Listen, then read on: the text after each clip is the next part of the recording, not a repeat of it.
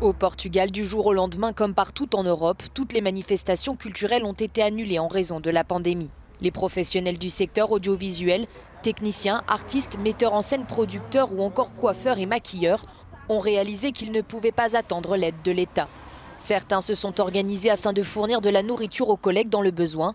Ce mouvement spontané a été baptisé Union de l'audiovisuel.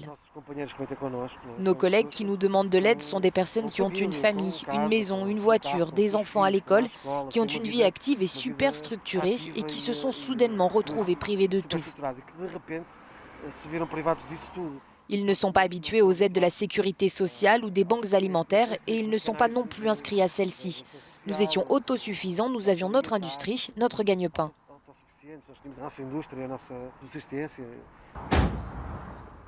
Gonçalo Santarém est machiniste de théâtre et travailleur indépendant.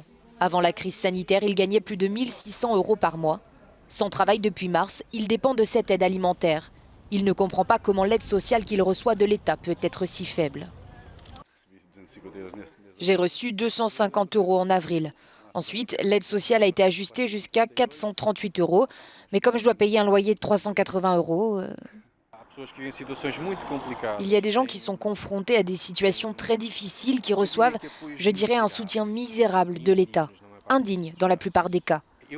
En tant qu'être humain, je me sens obligé, dans la mesure de mes possibilités, d'aider les autres. Le ministre de la Culture a répondu aux critiques émises par les professionnels du secteur, proposant 3 mesures d'aide à mettre en place. La première prévoit plus de 30 millions d'euros pour soutenir directement les artistes, les techniciens et autres professionnels. Filipa Soares, no Porto, Portugal, para a Euronews.